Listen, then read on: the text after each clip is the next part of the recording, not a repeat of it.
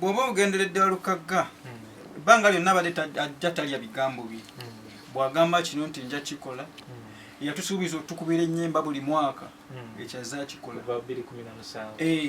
kati ayinza kugamba nti ngenda kusavinga ekisanja kimu ku Kingira Town Council ate n'atakikola kubeera bwe yali atandika political career ye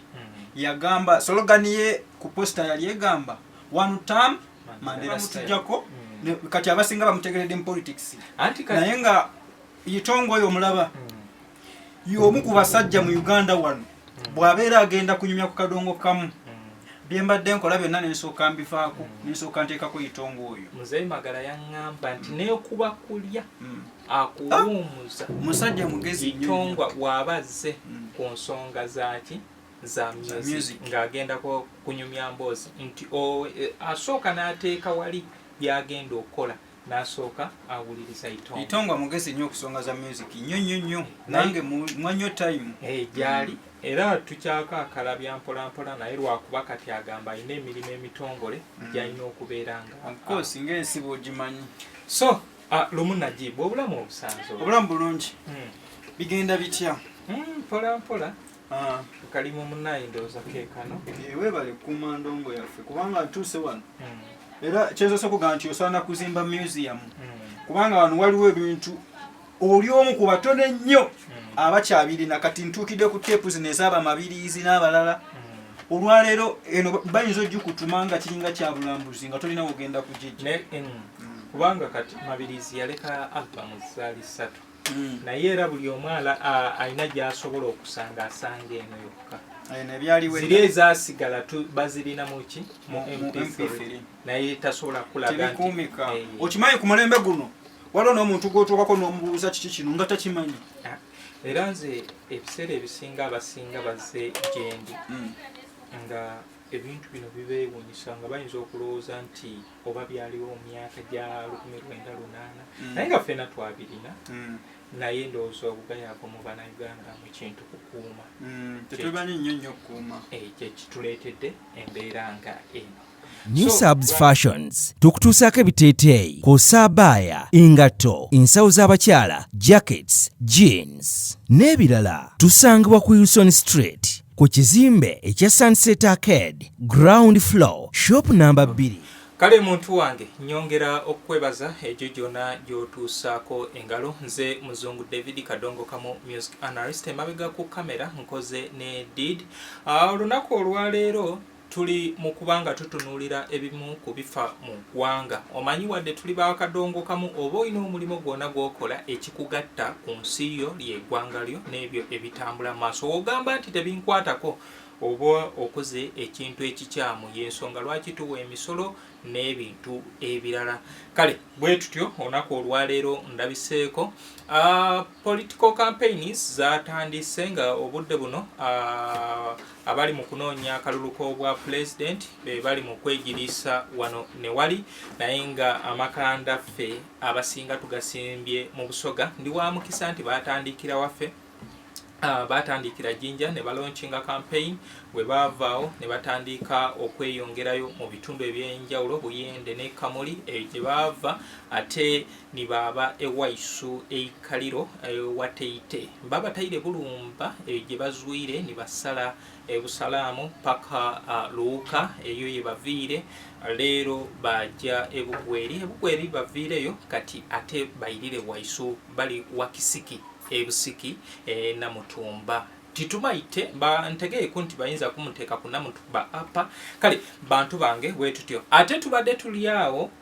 kaadi neefuluma mu kibiina kya Nuupu kaadi eyogezeza abantu bangi bali disappointed ate abalala basanyufu abawagizi n'abantu abalala abatunuulira ebyobufuzi kale muntu wange nkugamba nti programu eteekebwa mu ssente abakikaya college and vocational school bakugamba twalayo omwana bamubangule badde ne boarding arts ne sciences tulina St Michael Education Center bali Kiwanga Mukono Twinex International bali Bulaga then tulina Amas Closet for Tops and More bali ku Ham Shopping grounds Duka 252 block D ne tubeera ne New Subs Fashions bali ku Sunset Arcade Hajati Namatovu Fatuma wali okubanga akuweereza Tulina American Trends and Fashion abo bali ku Ntinda Shopping Center mabega wa Housing Finance Bank edduuka eri A09 osobola ogendayo ne weefunia ku by'abakyala. Kati B is a hotel and bar eyo olabira omupiira n'ebimu ku bigenda mu nsi w'okoowa w'okusula wali kati gwe yeetaaga bino ebyaffe ebyakadongo kamu weewaawo osobola okunsanga wano e Kasubi ku basooka kwa Villa Stage. Kale siisenzekka ndina omugenyi waffe era agenda kubabuuzaako. Balamusiza nnyo abatulaba. Nze Lumunnajibu ndi musajja wa music nnyonnyo naddala owaffe wakadongo kamu. Siri wanjawulo nnyo ku balala okuggyako abasinga obungi mu industry bantegeeranga musajja wa Sir Mathias Walukagga omusiime abadde meeya kati agenda okufuuka MP. Kiramwagalako kiri kimwe era nali ninze nkirabe oba kisobola okubeerawo kubanga yagamba ase Mandela style ekisanja kimu era credit gyensinza omuwa nti ekintu kye yeeyama yakituukiriza n'akola ki n'awalampa gwalinga muyindu anti bw'oba ogenderedde Walukagga ebbanga lyonna abadde ajja talya bigambo bye bw'agamba kino nti nja kikola yatusuubiza otukubira ennyimba buli mwaka ekyazza kikola kati ayinza kugamba nti ngenda kusavinga ekisanja kimu ku Kingira Town Council ate n'atakikola kubeera bwe yali atandika political career ye yagamba slogan ye ku posta yali egamba one term Mandela style. Era ne wano kati yabagambye nti oba oliawo yinza okusabayoko ekyokubiri naye kinasinza n'agamba sisuuka kyaki kyakubiri we muba mumpadde kakati awo tumanyi tetubuuka mwala nga tetunnagutuukako tugenda kusooka tugutuukeko tulyoke tuyiye engeri y'okukola ki eyokubuuka. Kale bantu bange ndi ne Lumunnajibu y'omu ku baana be twatandika nabo emirimu gino egya kadongo kamu mu 2016 ndi wa mukisa nti abamu nkyabalabako waliwo Geno Itongwa yennyini uno waffe yeekolera lwakuba balina bano engeri gye bamutujjako kati abasinga bamutegeredde mu politics naye nga Itongwa oyo omulaba y'omu ku basajja mu Uganda wano bw'abeera agenda kunyumya ku kadongo kamu bye mbadde nkola byonna n'ensooka mbifaako n'ensooka nteekako Itongwa oyo. Muzeeyi Magala yaŋŋamba nti n'okuba kulya akuwummuza musajja mugezi Itongwa bw'abazze ku nsonga zaaki za music ng'agenda kunyumya mboozi nti asooka n'ateeka wali by'agenda okukola n'asooka awuliriza Itongwa mugezi nnyo okusonga za music nnyo nange mwanyo time gyali era tukyakakalabya mpolampola naye lwakuba kati agamba alina emirimu emitongole gy'alina okubeera nga ng'ensi bw'ogimanyi. So Lumunnajibu obulamu obusanze obulamu bulungi bigenda bitya mpolampola kalimu munnaye ndowooza keekano weebale kuuma ndongo yaffe kubanga ntuuse wano era kyezosa kugamba nti osaana kuzimba museum kubanga wano waliwo ebintu oli omu ku batono ennyo abakyabirina kati ntuukidde ku teepu zino ezaaba mabiriizi n'abalala olwaleero eno bayinza ogikutuma nga kiringa kya bulambuzi nga tolina wogenda kugijja kubanga kati mabiriizi yaleka albamu zaali 3 naye era buli omu alina gy'asobola okusanga asanga eno yokka ziri ezasigala bazirina muki mu MP3 naye tasobola kulaga nti okimanyi ku mulembe guno waliwo n'omuntu gw'otuukako n'omubuuza kiki kino nga takimanyi era nze ebiseera ebisinga abasinga bazze gyendi nga ebintu bino bibeewuunyisa nga bayinza okulowooza nti oba byaliwo mu myaka gya 1998 naye nga ffena twabirina naye ndowooza obugayaavu mu bannayuganda mu kintu kukuuma tetumanyi nnyo okukuuma kye kituleetedde embeera nga eno. So bwana Lumu embeera mu kampu mugisanze mutya? Embeera tebadde okusooka tukyajaganya kufuna kaadi ndabye omukulu awanise lwakuba nti ate nze nganze tebadde surprise gyendi kuba nabadde nkisuubira Walukagga ku bintu byakoledde bannakyengera kibadde automatically nga kiraga nti alina okukola yajjawo ekivumo kya kyengera bamusse ettaka baaliwambye nga buli kimu ekiwulirwa osobola kugira kukiwulira mu Kyengera. Okay, bwana Lumu Najibu, njagadde tutunuulireko neya weyasangira Kyengera Town Council. Yamusanga mu mbeera ki? Embeera yali mbi kubanga nze byendaba kati byesaalabako mu biseera biri nga tannajja kufuuka meeya bingi kubanga ekibataka bwe baali baana baliwo ekyengera awo nga stampu zafuuka stampu poliisi zafuuka poliisi ate ekiro ate nno kyewunye nga obubbi bw'ettaka ng'ate ababba ettaka ate beekobaana n'abakuumaddembe kati nga gwe gwe balibbyeko oyinza okugenda eri owaaba yakubbyeko ettaka ate ng'osanga eri yataddeyo dda kintu kidogo gwe nga tolina kukola anti era we yali ng'atandika yagamba nti ababba ettaka bakolagana ne poliisi bwe kiri ate si Kyengera yokka okwetooloola eggwanga lyonna ababba ettaka abasinga obungi bakolagana n'abakuumaddembe kati ebyo ebintu infact byebikulu byasinze okukolera ddala mu Kyengera. Of course gwakanga musana kakiro tabulamu naye ndowooza nga 90% tebikyaliyo Kyengera. Ebintu bingi administration block eya Kyengera Town Council nayo yagisanga eri ndowooza eri ku musingi ndowooza nagimaliriza bintu bingi nnyo nnyo. Nze bwe ngenda Kyengera wifi nkozesa ya bwerere era abali around ya Town Council sebo tebagula data wifi. Omanyi waliwo ebintu byayimba mu Lwemba lwasinga nali president kati ate yabikoze akyali kuba meya kati oyo yinza omubuusabuusa obutamuwa kaadi. Olunaku lweggulo nabadde mpandiika story ti mwe kati mulaba Walukaga obudde buno nti alamuza parliament naye yali yagendayo dda oluvannyuma lw'okukuba oluyimba parliament yaffe oba tulowooze nti mu maaso eyo ekyabi kino singa nali president nakyayinza okirowoozaako nga yalowooza ku kya parliament yaffe kubanga jjukira ne ssentebe waali si ye ssentebe weeri nti olaba bye yajja ayimbako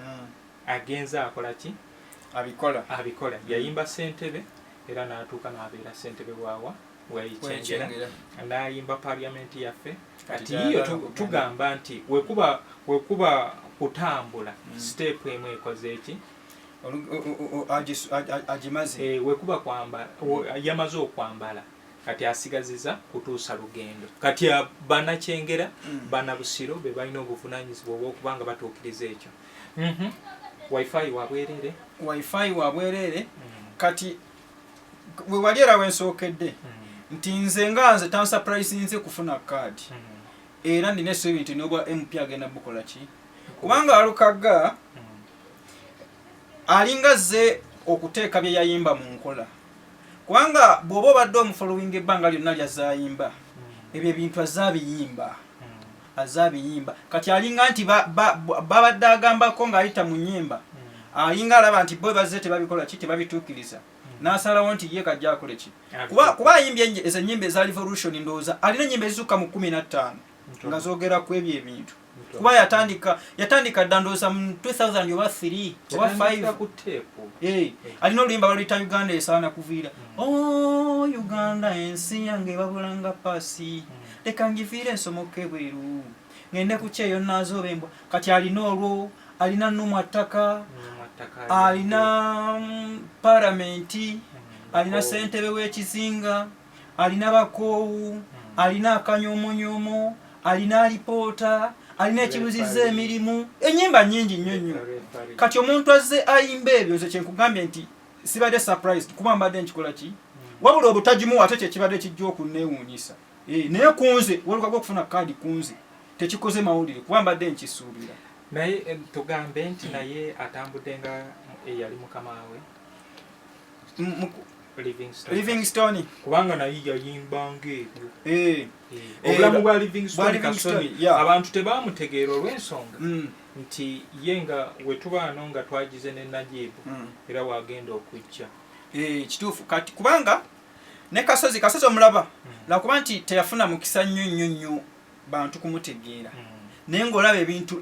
layini olimu yatambuliranga noono mwaza akola ki balwanyisa mulwanyise simanyi nnyo ekyo. Yes, balwanyisa mulwanyise. Omanyi kyetaaga program namba kutya we balwanyisa kasozi ku mpewo biki n'empala entalo ezo ezaaliwo abasigadde abamu ne basigala nga bazivujjirira n'okutuusa kati nga kiri emyaka 28 emabega naye nga n'olunaku olwaleero kituufu lwakuba nti kati ffe sisaafuna mukisa kulaba ku kasozi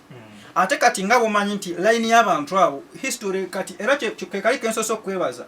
nti oli musajja w'amaanyi kuba ebintu bino batono nnyo ababirina kati era muli batono nnyo basobola otuwa history w'abantu abo kubanga tebafuna nnyo mawulire ebiki ebintu bwe bityo kati ate Katonda n'agenda amujja mu nsi mangu oba oli awo nti kati platforms zino nga bwe zizze twalibadde tutegeera ebisinga obungi nebambi tebafuna mukisa ne platform zino ffe tuzikozeseza bubi tulwaniddeko ntalo kituufu Muzungu David wagenda n'akuba article nga tekusanyusizza Muzungu ye mulabewo enkyokera okera mwisaamu kasimu mubuuza gwakolera mukomera ffe twali tugezeeko mu makomera bimanyi ebibyo olw'ebintu ebyo naye nga ekituufu ffe tugezaako kuzimba kubanga etwajjira twasanga ekisaawe kino nga teri akyogerako kuki bye twali tulwanirira nti music taweebwa budde ku mpewo ffe ne tuvaayo ne tugamba kati empewo katugisemberesa abantu nga tuwandiika tuteekayo ebintu ebyo olunaku ku lunaku abantu baleme kulindanga Sunday naye abalala bwe bajja ne bajja ne mixed feelings bitegeera ngaera bw'omanyi ebintu tewali buli kyobaako okugezaako okulwana okuyisaawo ate bayalwana okikola ki nalengedde mukodomi wange Kabyanza ng'agamba ninze oluyimba lwa meeya omwaka 2025 oluyimba lujja lwakuba nti sinze ni supposed nenga manyi buli process kati omanyi waluka gwayo mulaba ye buli ekigwawo nga wandiika era alinda mwaka kugwera mu bweruti ku December 3 26 January 26 nga lumu oluyimba lugenda kuba kweluli kumpe naye tulinze kati wano wiiki eno mu mwaka wiiki eno buli muntu gyasinze okwesunga tulinze mu luyimba lwe weeri kakati kubayo nyingi wiiki nyingi bijetise bingi naddala ye ne bannaabalala kati alinda wiiki eggwemu bugwi agambe ku kano ne kano nteekemu kaliwa nti akano kankajjemu kanteekemu kano naye nga bwebiri ngaera bw'omanye enkola ye anyway bantu bange nze Muzungu David Kadongo kamo music analyst ndi ne Lumu Najibu Lumu Najibu y'omu ku batembeeta kampu ya Meya Mathias Mpumba Walukage era mbadde wano ne mbeerako n'akayimba k'emuzannyiddwa obadde okyakajjukira kayimba ki kali kenkukubiddemu awo akatimu Walukaga kajjukira 2018 Kamanya de wali gyali kunasa Kamanya gyali bonna bannaffe gye bali obudde obwo mwali nani obudde obwo twalina tiimu yes twalina of course nalimu twalina Kamanya Deo twalina Bulesa Sulaimani yaliwa Bulesa Sulaimani yali mukwano gwa Bulesa gyali lwakuba nti abamu omanyi buli lwogenda okula mu nsi waliwo obuvunaanyizibwa obulala bwogenda okujjako kati paati emu neyingirako ekirala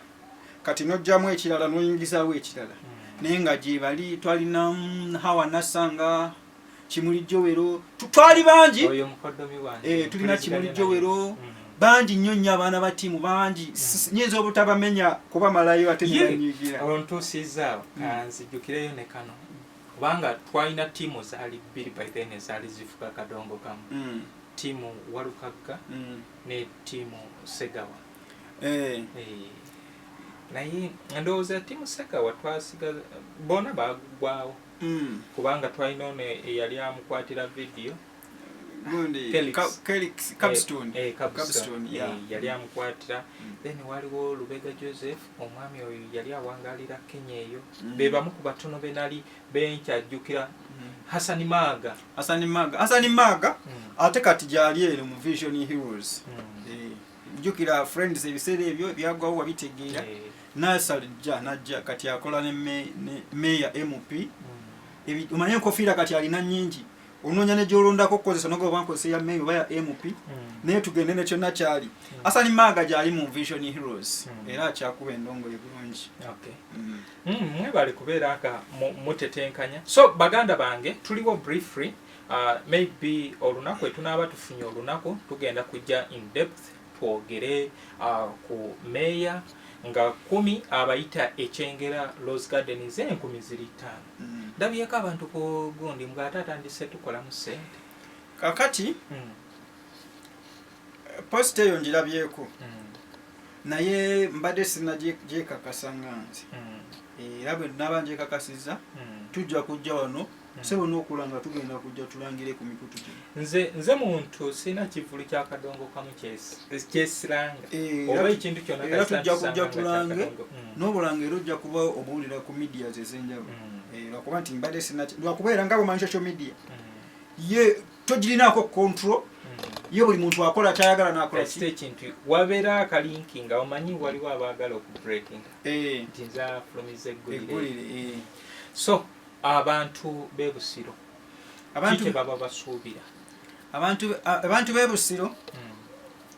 kakati waluka g'omutuufu bamulabyeko ng'akyali meya kakati omuntu ng'oyo oba tokyamulinamu dawuti oba tokyasobola mubuusabuusa era nkusuubiza waluka g'oyo tolaba nti bamunyoomanyoma naye nkulayirira Katonda n'amutwala mu palamenti ayinza okukola neweewuunya n'okwewuunya kubanga agenda kutya okuswaza Bannabusiro East kubanga omusajja gwasiguukuludde musajja abadde muzito kati ekyo kyokka kigenda muleetera obukozi okubeera nga taswaza ki kubanga naawe wennyini bw'oba oyagala ofuna credit olina okufuba kusinga abaddewo waliwo agambye mbwe eno tuli ku semifinal. Be Easy Hotel and Bar tusangibwa Nsago ku lw'Ennakawuka ku lw'empeereza ennungi tukola essaawa 24 tulina ebifo ebisulwamu nga biyonjo ebiddaabirizibwa buli kadde ebyemizannyo ng'okulaga omupiira okuzannya pool n'ebirala ebbaala ejjudde obulungi emmere ekutuukako mangu paakingi nnungi ate nga security eri gguluggulo okubuukinga n'okumanya ebisingawo kuba ku 0790 79 12 04 oba 058 98 77 34. You are not easy when you are not at Be Easy Hotel and Bar. Come and experience the ultimate in comfort, entertainment and security with Be Easy Hotel and Bar, Nsago, Nakauka Road. Okay, kale bantu bange tukyagenda mu maaso nga tuli mu kutunuulira ebimu ku ebyo bye tusuubira okuva mu meeya wanaaba atuuse wali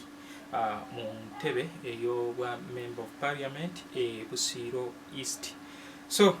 bwana Najib sebo obadde okyatunyumiza mbadde nkyakugamba nti Walukaga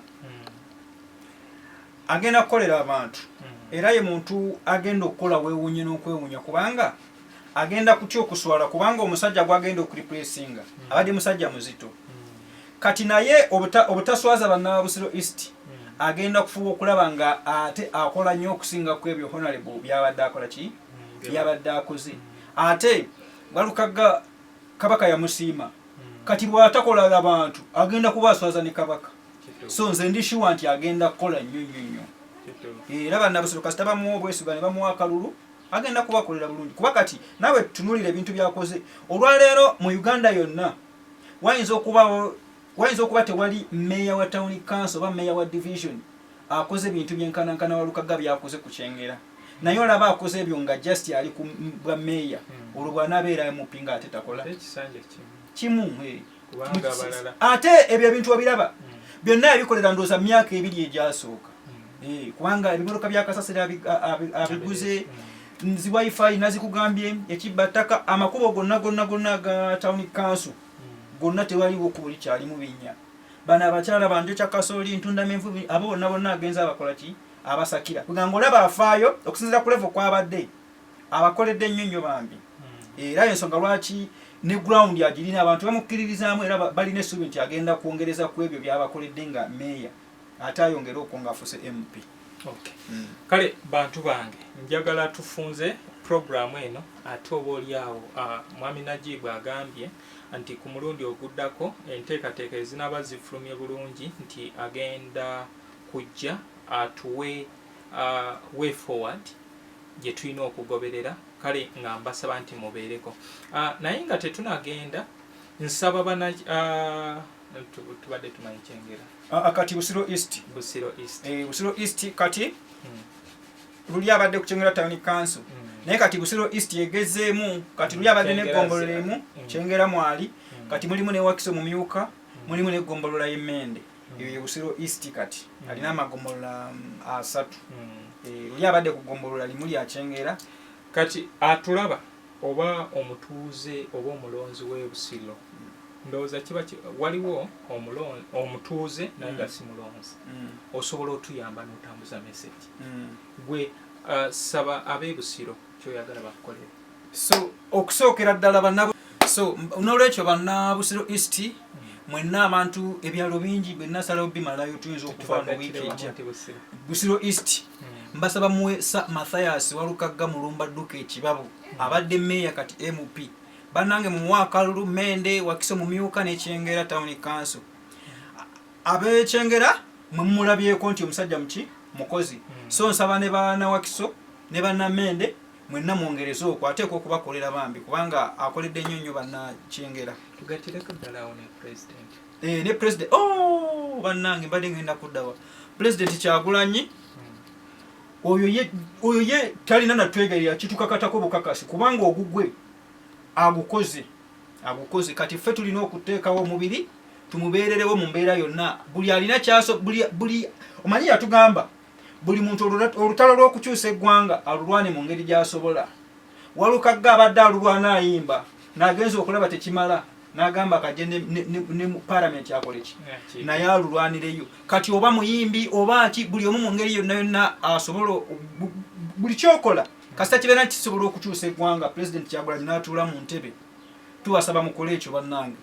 mutuwere President Kyagulanyi akalulu ne Mathias Walukagga Mulumba Dduka Ekibabu. Kosa nabo bolaba nga alina obusobozi obugatta ku nsi yattu. Bantu bangi nnyo of course generally nga National Unity Platform buli yaweredde kaadi tubasaba yonna gyali mumuwe akalulu kubanga Kyagulanyi ne betunamusindikayo yekka ne bw'anaawangula era services tezijja kutuuka nga tetumuweredde bantu bagenda kukola nabo kati buli awali ambuleera oba okola ki walabyeko ku political rallies ez'abakulembeze abalala. Nze olunaku lw'eggulo nalabye ono Nathan Nandala Mafari ogamba presidential candidate nabalabyeko nina ne gwe nalabye sigenda mwogera linnya naye balaale nga tejjuza na classroom ya P2 waliwo ne yatandikira Kawempe yali Honorable Mubaraka ndowooza abantu be baamuwa okumukuuma nga basinga obungi abasse abamukuuma era abantu baayitanga abantu ne baga bannange lwale tugitandika ssaawe balowooza nti oba baatugamba egenda kutandika butandisi naye nga tuli mulaale wakati naye nga abantu bakugamba banne leero laale yatandise dda tetubakola ki tetubalabako nga babakoowola bajje. So Amaz Closet ffe tukyasinza okutuusako ebyambalo eby'omulembe okuva e China omuli zi tops, skirt, office pants, legging n'ebirala bingi tusangibwa ku Ham Shopping Grounds Block D mu room 252 ne 099 okumpi n'ekizimbe ekya Jesco Beauty Center opposite Total Business. Olaba Block D wetandikira kati yambuka amadaala edduuka ly'osookerako ku kkono ly'erya Amaz Closet. Tutunda ekimu ekimu n'okusuubuza tukubire ku 070 93 83 16 oba 0762 89 82 01. Amaz Closet, where fashion meets you. New Subs Fashions tukutuusaako ebiteeteeyi kw'ossa abaya, engatto, ensawo z'abakyala, jackets, jeans n'ebirala tusangibwa ku Wilson Street ku kizimbe ekya Sunset Arcade ground floor shop number 2 okututuukako va ku Pioneer Mall otambule nga dda ku Arua Park yisa ekizimbe ekya Wilson 1 oyite ku Health Link Pharmacy kati awo weekoma yambuka amadaala gakuyingize ku Sunset Arcade awo ng'otutuuseeko engoye zaffe tuzijja China, Egypt, Vietnam n'amawanga amalala omukyalo omwambazi omulungi ayambala naffe.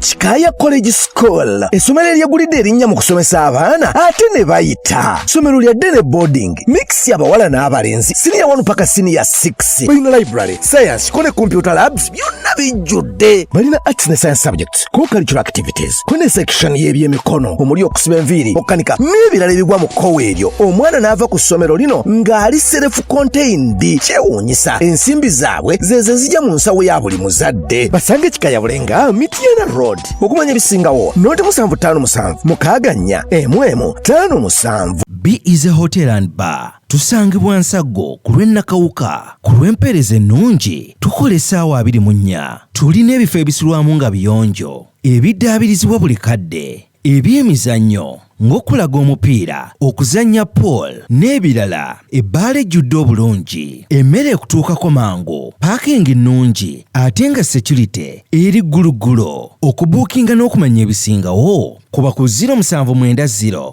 79 12 04 oba 058 98 77 34. You are not easy when you are not at B is a hotel and bar. Come and experience the ultimate in comfort, entertainment and security with B is a hotel and bar. Nsago Nakauka Road.